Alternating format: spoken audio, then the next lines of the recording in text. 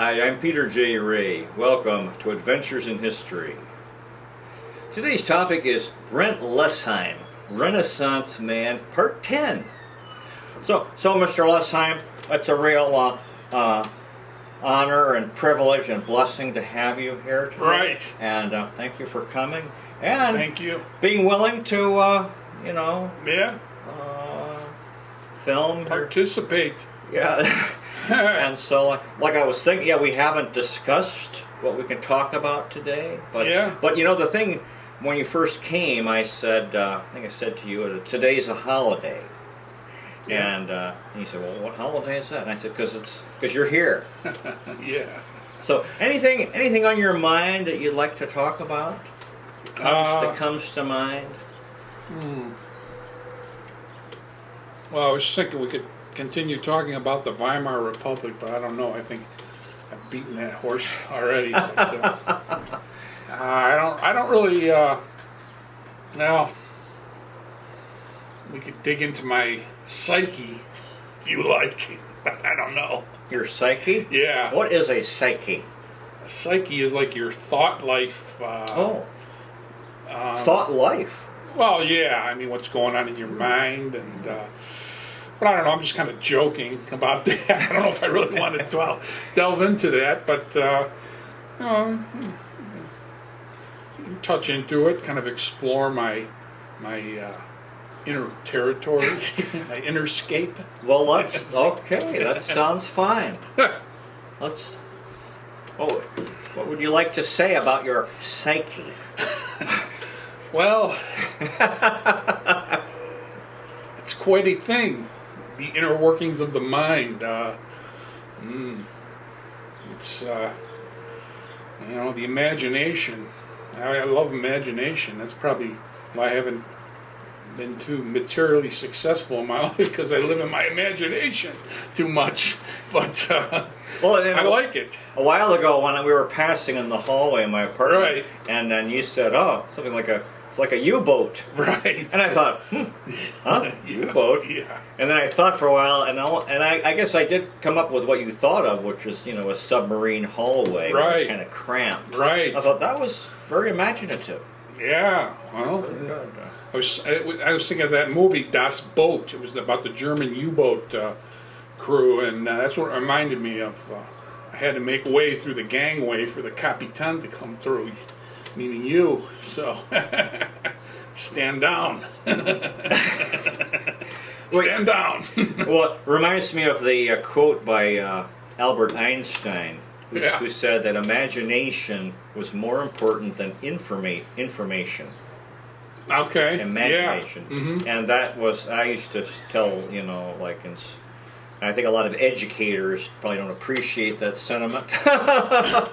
But, here he is, Albert Einstein, this highly respected man who talked about the importance of imagination. Because we, generally speaking, I would say most people wouldn't think very highly of imagination. Yeah. Right? Right. They think, well, it doesn't accomplish anything. Right. But I think that's what accomplishes everything, is imagination. It creates, for the good or bad. Right. It can create. I mean, that's where it all comes from. Everything. So, and thought life. Right. So I like that. I like dwelling in my thoughts. And a lot of times, it's hard to describe what's going on in my thoughts, because when you have the imagination, you can just take flights of fancy. And everyone, Right. And it's like you're in a little flying machine flying through the universe and going to heights and then plunging down into the depths and coming back up again. And and imagining encounters with people, and then conversations and arguments, and what what a person might say and what you would say. Yeah, I do that. I get carried away with that sometimes. Yeah. Yeah. I don't know. Yours is different than mine. I mean, my imagination, I definitely relate to the term flights of fancy. And it's like, you're flying through the universe. Yeah. With your thoughts in your mind, like astronomy. Yeah, astronomy's part of it. Planets, stars. Do you ever encounter aliens? No, I guess I I kind of experienced just this freedom of just flying through open space into the clouds and coming down close to Earth and flying through city streets, right above the city streets in this machine that I'm in, this little machine, and then all of a sudden I accelerate upwards and go straight, shoot back up into the clouds again, and just total freedom. Oh, gosh. You've never told me this before. Wow. Do you do this every day? Sometimes, yeah, pretty much every day. I mean, it's like my escape. It's my escape. You've been doing Flying. Done it since childhood? Yeah. What a rich inner life you have. Yeah, my Who'da thought? inner life is pretty rich, but I got to fight the negative things though that come up. It is a rich life, but I can get into dark thinking too. And Do you get scared? You might sometimes. have an accident when you're flying? Well, when I sleep, when I was a kid, I used to have these dreams of flying through the stratosphere in this little machine that's no bigger than this table, and it's right here, and I have this little steering wheel, and I'm flying through space, and I would plunge down like 30,000 feet back to Earth, and that would my stomach would go up into my mouth because of the fear of flying, like that book, The Fear of Flying. By some feminist, I don't know. And this is a dream, childhood dream. Yeah. And you get scared. Yeah, because I'd be plunging many thousands of feet, and I'd be like this, and my machine would be going straight down, and I'd just be holding on this little steering wheel, going like. How would it end? Would you come out? Would you crash? No, I wouldn't crash. Eventually, I'd be able to come out of it, pull up on it, and come back up. Wow, amazing. I remember having dreams of being in a high, I don't know if I was flying or whatever, but I would come plunging to Earth. Right, and die. Ooh. Or I would think to myself, I'm going to die. Well, okay, that's it. And you would die in the dream? And I would die. Oh, and I'd be like, okay, fine. Oh, whatever. See, I would always think I was going to die, but then I would meet that point of impact or whatever I thought was going to kill me, and I would suddenly realize it was all a dream. It was all a mirage, and I would survive the catastrophe, whatever it might be, in my dream. I would do this. I never felt like I died in a dream, though. That's interesting that you died in your dreams. Mm-hmm. So now, on a daily basis, when you do this traveling, yeah, are you sitting in a chair? Yes. And you close your eyes. Mm-hmm. Yeah. And it might be the afternoon or any time, and you start doing it. Yeah. Take your trip. Right. Off you go. And how long does it last? Well, I'm usually. It can last quite a long time because sometimes I fall asleep when I'm doing it, and then I'm continuing on in my sleep. Yeah? Yeah. So you transition into what you experience in your mind consciously goes into a dream, the same thing? Well, it changes once I go into a dream state, but it's a continuation of that period when I was awake, when I started. Wow. Yeah. So it's pretty relaxing. I usually feel pretty good after I do that for about an hour, take a nap during the day. I go, I open up my eyes and I go, wow, that's pretty good. So it continues during your dream until you wake up. Right. Wow. And once. Gosh. Yeah, when I fall asleep, there's people. People are in my dreams, but when I'm awake and doing this, it's more like I'm just flying, and there's no people, just total space, clouds and sky. But when I fall asleep, that's when the people start to come into my dreams. So. And who knows what happens? Yeah. Good and bad. Usually it's not bad. Oh, I would say. You have nice encounters with people. Yeah. That's nice. Right. Well, it's good, especially if you've been lonely. Right. On a daily basis. Right. At least you can have some human contact subconsciously. Are they people you know, or? They're people I know. Yeah. Wonderful. Like I was dreaming last night. I was dreaming about my father, and what were we doing? So it was weird. It was kind of a weird dream, but I don't know. It was all right. It was interesting. I can't remember it right now. But I have dreams about people that I know that and that I have problems with my relationship, and in my dream I get mad, I yell at them, and say a bunch of stuff. And it gives me some satisfaction because right. But I finally say what I want to say. Right. Yeah, Tired of taking all this crap from whoever it might be. That's a good way of taking care of that situation instead of yelling at them in person. Right. Yeah. So, when you're traveling through space, and you're just zooming, and you pass planets. I don't really see any planets. It's just more I'm in the atmosphere of the Earth. I don't break the stratosphere usually. It's just in the highest point of the sky usually that I'm flying around. Around the Earth? Around the Earth, above the Earth. Do you look down on the Earth? Yeah, I mean, I can see it. I can see mountains, and it's like when you're looking at a topographical map. It's way down there. You just see way down the countryside. Do you see the outline of Africa? Maybe sometimes I see part of it, but mostly I think you're not that high to see continents outlined. Yeah, maybe not 60,000 feet, but maybe about 20,000 feet or so. But yeah, I think part of this flying thing has to do with the fact that I have a hard time dealing with everyday life, dealing with people. It's a way of escape for me. Right. And you get fulfillment. Right, because you have adventure. Right. Flying for me was like a way of getting away from the everyday humdrum of life, getting away from all my fears, because I felt when I was flying, you're above the ground, you're above everything, and you don't have to deal with all these conflicts, human conflicts and everything. And it's like, for me, flying is like, yeah, look at that down there. I can't be touched by it because I'm up here, Yeah, so I mean, it's probably a childish way of thinking, but I am a child in a lot of ways. So. And have you done this steadily? Do you do it? Have you been doing it every day over the years since childhood? I used to have it with more frequency when I was a child.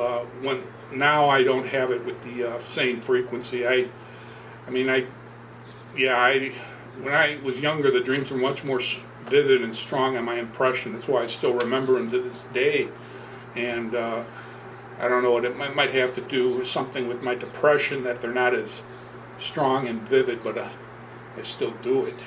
But do you, nowadays, do you do this every afternoon or sometime during the day? Sometimes you take off? Every day? Yeah, I just close my eyes and I just kind of just take off. Have you had, in the last 10 years, did you ever have a gap where you didn't do it? Of a day or a month or something? Well, when I was depressed for those 16 years, it was like I was traveling through dark territory, and it wasn't pleasant at all, and I couldn't help myself. But did you do the voyage? Yeah, it was a voyage. Yes, I did. So where you'd close your eyes and you'd travel, right? Yeah, but it was like a very dark, apocalyptic landscape. But you decided to do it on a daily basis. You were doing it. Well, I don't. You can't be alive and not think, right? I mean, So I was thinking, but they weren't pleasant thoughts. And I'm talking about the spaceship thing. And did you do that? No, I didn't. I wasn't in a spaceship. No. I was. I guess I was more grounded on the ground, you could say. I didn't have my wings at that time.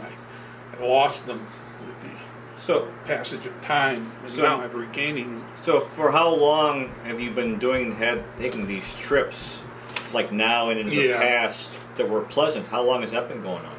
Well, I mean, it started when I was a kid, and then, I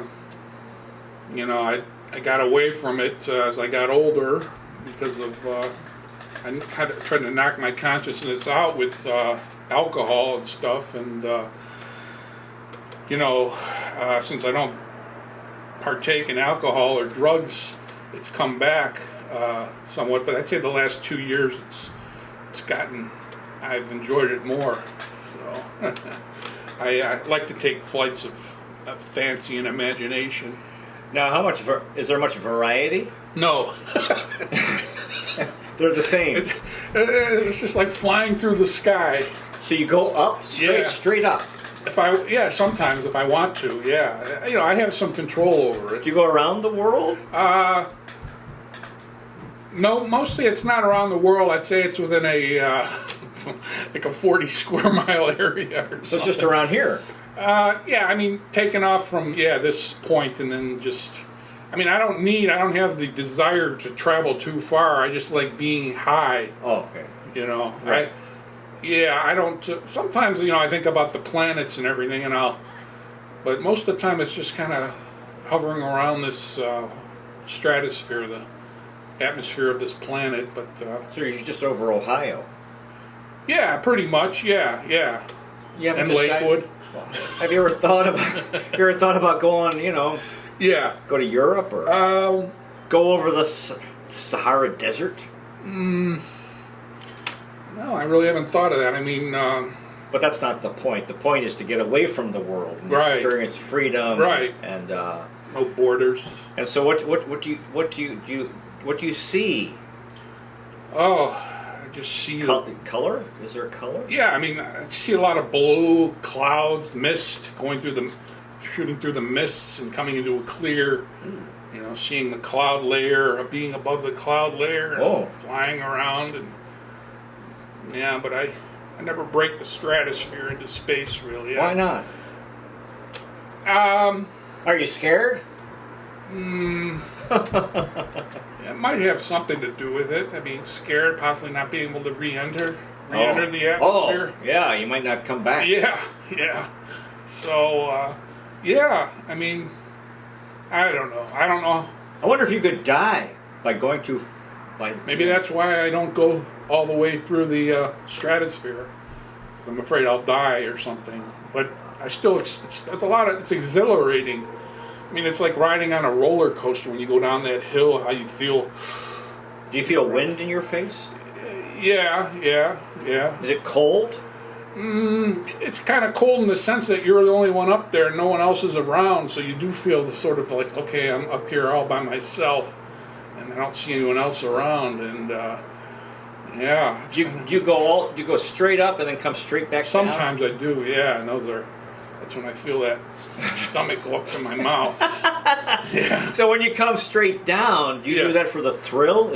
You get a thrill out of coming? I get a thrill out of it, but I don't do it on purpose. Oh, it just happens. Yeah, it happens. You lose control. Yeah. Well, I lose control, or maybe God or whatever is guiding me, putting me through this experience of plunging down and then coming back up again. I don't know. It's like when you come straight down. Well, how is that? You're like, ugh, and then you're scared, but somehow you're able. And like, are you all with the controls? Like, holding onto the wheel or the stick, trying to pull up out of it. Yeah. Like you see in these airplanes, right? These pilots, like, they're doing that. You do that, right? Yeah. And then and then you come out, and then you land, or how does it? Yeah, I don't know about landing. I can't really think about how much I've done of that, but it makes you think how people probably had dreams like this 1,000 years ago, flying dreams, and that's how maybe people started to create flying technology, was from their dreams. Because if everything comes from thoughts and dreams, that's where, and maybe it's just a remnant of a sort of a primordial dream that people have had for thousands of years. It's in my psyche. I'm sure lots of people do it, and but for me, I value it more. Maybe a lot of people just blow it off and think, oh, it's no big deal. It was just a dream. But you do it consciously. A lot of times I'll do it consciously, yeah. And then when I'm awake, if things become too stressful, I'll. Or you're bored and lonely. Right. When I'm alone, I do it a lot. I look for open space visually, because a lot of times when you're in a physical spot, you feel like you're confined. There's nothing you can do with your body to feel more of an open space, so you rely on your mind more to get a wider view of things. Have you ever talked to an airplane pilot about it?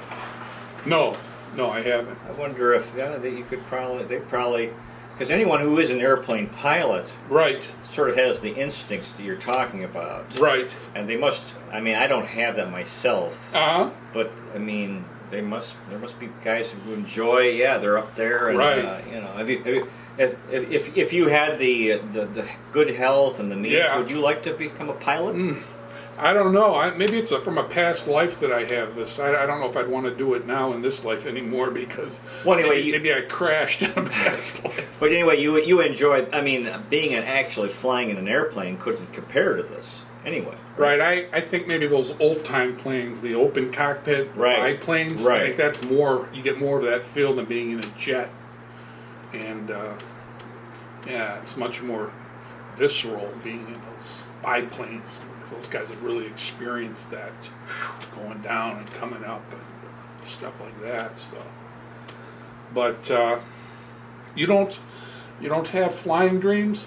Not like you're talking about. I mean, like I said, I've had these dreams where I've been in a high place somehow, and then I Yeah, can't, and I somehow get screwed up, and then I thought, oh, I'm gonna die. Okay. yeah, But yeah. No, what you're talking about, and you never told me this. This is amazing. You know, it's this Yeah. experience you've had, which is, I mean, actually, I'm really awed by it because maybe I ought to try it myself. Yeah. You know, and that's I don't have that. I mean, I'm more of like a thinker. You know, and like Yeah, I like it quiet, right, and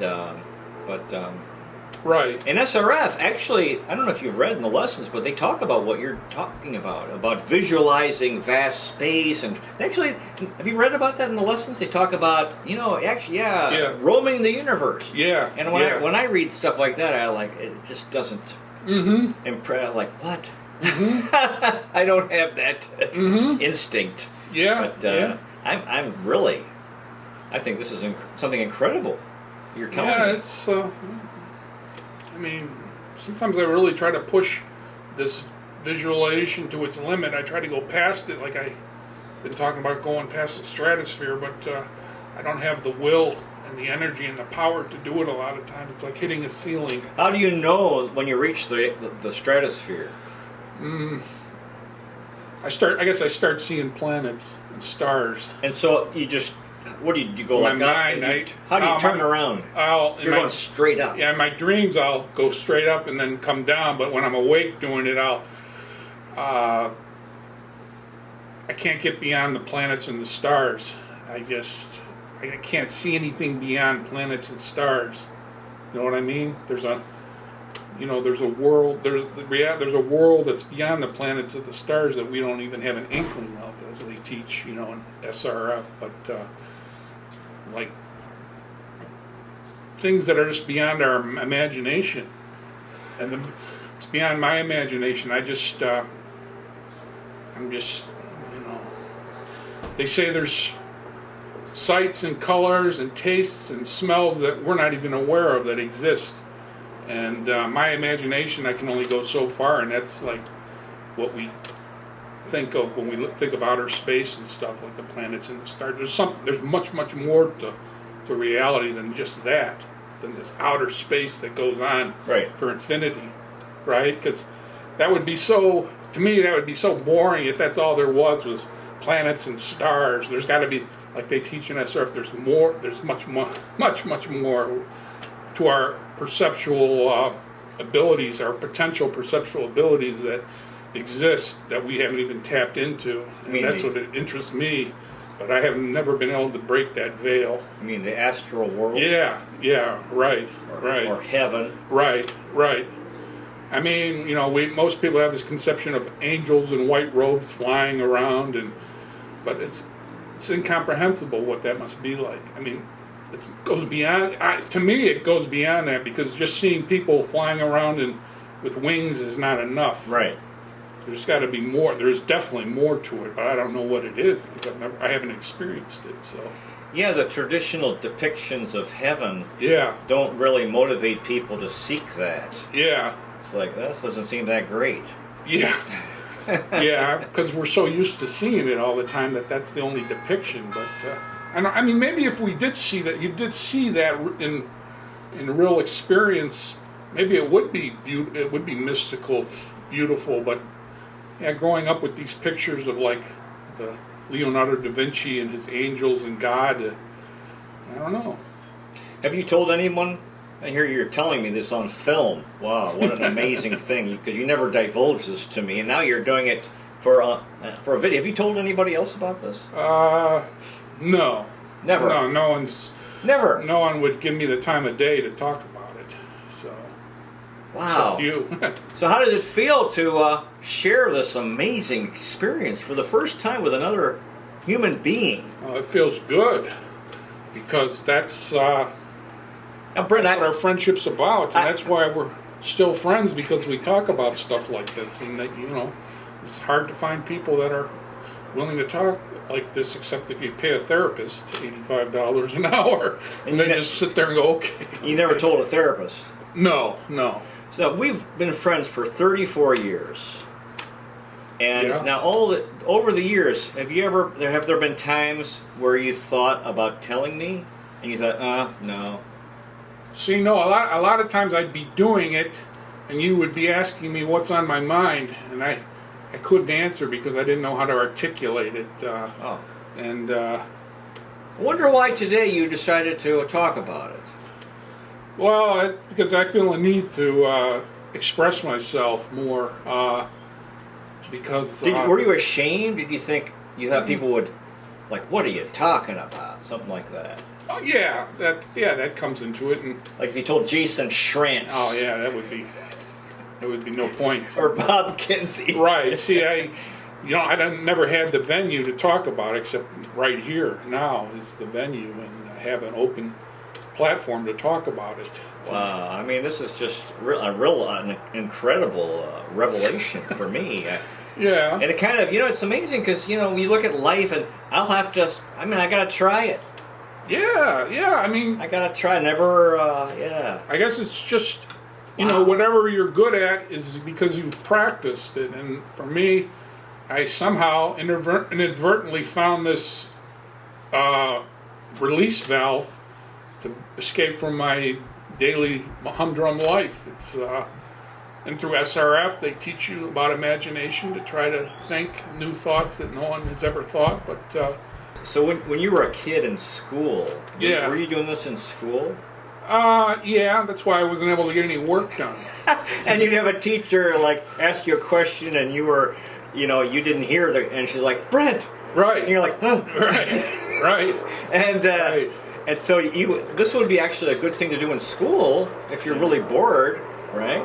Well, I guess, yeah, that's why, too bad they didn't teach meditation in public school, because, I think I would have really been able to be successful at doing that. Maybe, meditation, they would have, watching your thoughts and stuff. And So you were doing this as a child because of the stress of life, right. as an escape Right. from the, I mean, I had some some nightmares that, that really stood in my mind. I still remember them today, like 3 or 4 bad nightmares that kind of shaped my childhood, and they were a dream that was dream. a nightmare. Yeah. Yeah? Oh yeah. I mean. Oh. Yeah. I mean. Okay. You want to talk about them, or maybe not? Well, I mean, I just remember. I don't know if it had something to do with my family of origin, but I remember having a dream of like some war dreams. Like I remember one dream. There was a train with boxcars. I mean, yeah, it relates to the Jewish Holocaust thing, but and I just remember seeing fire and flames all around this train as it's moving out of the train yard, slowly picking up speed, and it was just, it was like an apocalyptic vision, and I don't know if that, like I said, comes from my family of origin, what they went through, but and just stuff that was very disheartening as a child, very traumatic. And So you said you had 4 terrible dreams as a child yeah, that had a big effect on you. Yeah, I think so. I mean, I still remember them to this day. Maybe they didn't have a big effect. Maybe, it was just everyone gets nightmares, I think, once in a while. But, stuff like being pursued by enemies and stuff like that, and trying to get away from them. And, right. Yeah, but I have nightmares now. I remember I've had nightmares of being in Manila, Philippines, and being lost, and trying to find my way, and just wandering and being like super poor, and like hungry, and no shoes, stuff like that. Oh yeah, and wow. like, oh my God, this is Yeah. terrible. Yeah. Thing and. Or coming out of a place and not being able to remember where you parked your car. That's disturbing, but it's not the worst. But I've had dreams where I was teaching school, and it was the first day of the school year, and I didn't know my classroom. Like the bell rang, and I was completely unprepared to teach. I didn't know that, and so I was like in the school, like wandering around, and then, and I was like, oh my God, this is terrible, and I don't know where my class is. Right. So Yeah. It would usually come to an end, but yeah, and it was like, man, it's terrible. Yeah, I have those. They take place during senior year in high school, and it's like I'm always worried about whether I'm going to be able to pass high school at the end there, and because that's the way it really was. I barely passed getting out of high school, so I go back to that a lot in my dreams too, and it's just a bummer. So these things you do now with the these experiences you have where you fly, and you feel this is a healthy. Yeah, I feel it's healthy when it feels good. I mean, yeah. I mean, most of the time it's pleasant.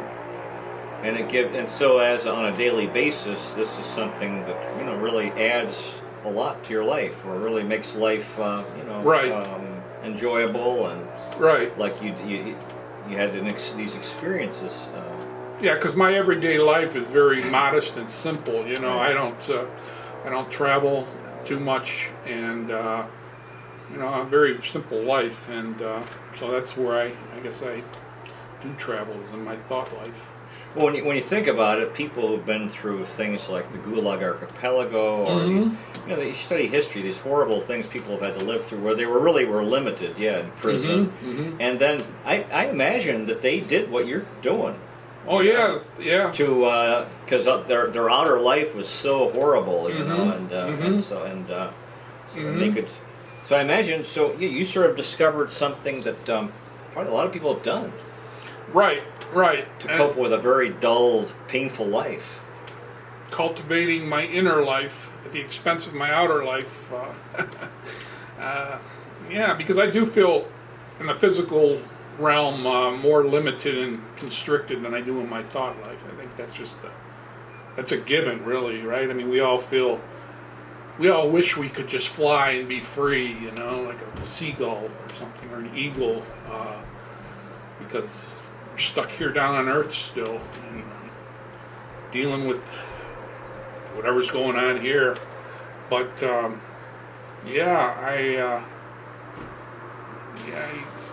some people love to travel. They're constantly moving here and there, going to this country and that country, and but you can't sit down and talk to them about stuff like this, really. Right. And that's what I like to do. Like you've said before, you can't get into traveling that much here, going to this country or that country. You like to stay home and think. And travel through reading. Right. I guess I have adventures from reading history books. Right. So, and people think, oh God, but this guy just reads books all the time. Yeah. What a boring life. But to me, no. I mean, you can travel all over the world, right? But you really aren't going to. What are you going to experience? You're going to experience now. You'll be stuck in an airplane. You'll have to go to an airport. It's going to take a lot of money, right? And you'll have a lot of inconveniences, and right. And you're not going to have the experience, really. In fact, what you do and what through your imagination and what I do through reading books is I think it's a lot more. Right. It's a much bigger adventure. Now, maybe it's not acknowledged. So who cares? Right, Who cares? Well, they can think whatever they want. Right. I have a lot of fun reading books. Right. And, Right. It's too bad not many people experience it. Yeah. Know how much you can enjoy. And that leads to imagination, because then you say, we've talked about it, imaginary situations with different ethnic groups interacting, like a Turk and a Greek or whatever, and Genghis Khan, Armenian, yeah. And I guess that's why I like Woody Allen's humor, because of its historical references, right, which I think is fun. Yeah. He's got a very intelligent sense of humor. Subtle in a lot of ways. Yeah, it's good. Would you like to talk more about these flights that you take? Would you like to talk about something else? What would you like to talk about now? Continue or something? Yeah, I mean, we can talk. What would you like to talk about? Is there something? Me? Yeah, I mean, you talk, which is good, and you talking about yourself. I don't know. Is there anything right now you'd like to get out there? Well, to me, it's SRF, and it's, we're in Self-Realization Fellowship, and to me, that's what's important. That's the most interesting thing to me. Right. Because all these books I've read, I've enjoyed it, but they haven't, they're good, but not really leading to. Like we were talking earlier, the Paramahansa Yogananda said that. If you look at the world, the human suffering in the world, and that people are suffering, and nobody wants to suffer. No. But we have in SRF, Self-Realization Fellowship, we have this teachings, yoga meditation. So I'm really, it's like, and that's, you mentioned the astral world. Yeah, I want to go to the astral world. I'm tired of this world, and I want to do what I'm supposed to do, whatever it is, the role I have to play. But I want to experience deep meditation. I want to, he says, if you persevere, Guruji said, this guy back here, if you persevere in meditation, stick with it, work at it, then you can experience this samadhi bliss. I was reading the other day, they said, imagine if you hadn't not been able to go to sleep for who knows, 2-3 weeks, whatever, something like that. And then, it's terrible, you'd be really suffering. And then you were allowed to go to sleep, and right before you fell asleep, you'd feel so wonderful. Yeah. And he said, multiply that 1,000,000 times. Yeah. And that's not. So he talks about this tremendous, samadhi bliss, this tremendous bliss. Yeah. And total satisfaction. Yeah. Where you don't want wealth and fame or whatever. You don't want anything. You found the ultimate fulfillment. Yeah. Right. And that's what I want to. I think, and a lot of people, even in SR, it's kind of like, it seems like a fantasy. Right. We're struggling along. We struggle with meditation, but come on, let's work at it. And let's, because I know it's true. Right. I've definitely experienced peace. I've had miracles in my life. I've been cured of severe depression, like three times that come to my mind in my life, like. And it's just, I know that it's true, and it's helped me. It's everything to me. So that's to me what's important. And this coronavirus thing now, if that can help people to pursue God, whether it's an SRF or then that a lot of good can come out of this thing right now. So that's what interests me is meditation. Right. And work, Right. We work anyway. Right. We have to work it. But why not work spiritually? Right. To become supremely happy. Right. So that you're not vulnerable to suffering anymore. Right. Whether it's somebody who you love dies, whether it's you lose your physical health, whether you lose your freedom. Maybe you're in prison, or you're in a nursing home. These nursing homes are really a place of nightmares. What people are going through. So that interests me. Yeah. Is working at meditation. Right. studying Guruji's teachings, Right. and getting out of this nightmare that we've Right. and I think that's the goal purpose of life. Right. So Right. let's do it. Right. And I think and I'm in SRF, and to me it's the greatest thing in my life, self-realization fellowship, and I feel I'm so blessed, and the reality that God exists or Divine Mother exists and loves us. That's Right. to me the great reality, and I want to experience that. This movie, Song of Bernadette, Yeah, yeah. where she sees Divine Mother, it's so inspiring. I want to see, I want to experience God. I want to Yeah. want that. I want, Yeah. I want to see Divine Mother. I want to hear her voice. Right. And I want to see Guruji, this wonderful friend. Yeah. So that's Yeah. what interests me. Yeah. Yeah. Right. You have anything you want to say about that topic? How much time do we have?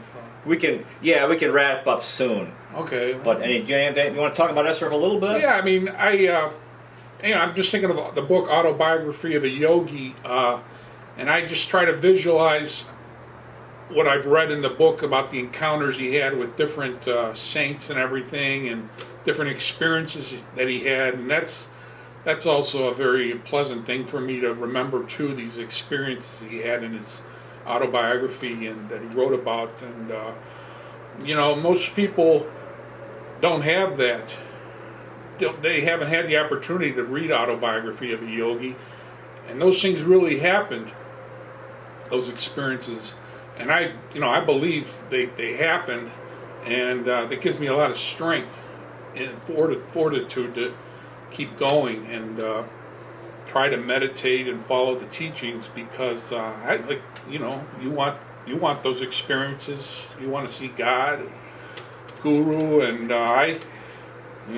once you read that book, I don't know. I don't think it ever leaves you. I think it, for me at least, the first time I read it, it's taken a long time, but I feel like I get closer and closer to the teachings as the years progress. Probably I've wasted a lot of time not adhering to them, but I feel as I get older that I definitely need it in my life, because it's all I got to hang on to, and because this is delusion, this world we live in. It's not the real world. It's not reality. They say what you can see is not reality. It's what you don't see is reality. I don't know. It's. I want to be happy. Right. I want to be happy, and right. And most people think happiness comes from getting what they want. Right. Pursuing, they want different things in their, but it just leads from one to the next, and so many of desires we have are, we're frustrated because they take time, and maybe we never achieve them. I'm not going to be an NBA. I'm not going to be a professional baseball player. I'm almost 60 years old. It's not going to happen. Well, maybe well, maybe yeah. Maybe in the astral world you will be. But anyway, these sooner or later we got to get smart. Right. All these things that we pursue, right. different things, and it there's so much suffering. We suffer so much. Right. Right. Suffering. Yeah. I remember as a kid seeing my sister died, and my poor parents, and what they went through was, oh my gosh, and that we live in our lives. There's so much danger of suffering. Right. Because people can die anytime. Right. We can get sick, and anytime we can have a stroke. Accident. Like Christopher Reeve. Look at that guy. Yeah. He had this life, and all of a sudden he's paralyzed from the neck down. Yeah. Yeah. And you can. And now this economic crisis, you can have a job or whatever, and right. So we're so vulnerable to suffering. So let's I heard this story of my grandmother's brother John Zook, who said he decided to be happy no matter what, and that's something to me that's what's important. That's what I want. Right, right. And most people can't do that. Something happens, they're miserable. Right. Whatever it is, something bad happens. I don't want to be like that, and I'm sick of being miserable. Right. I've experienced severe depression. I want to be happy no matter what, and I want to, do what I'm supposed to do in life. Yeah. So, well, listen. Anything else? Any final words you'd like to say, Mr. Lesheim? Right now, no, except thank you for the opportunity to talk, and really appreciate it.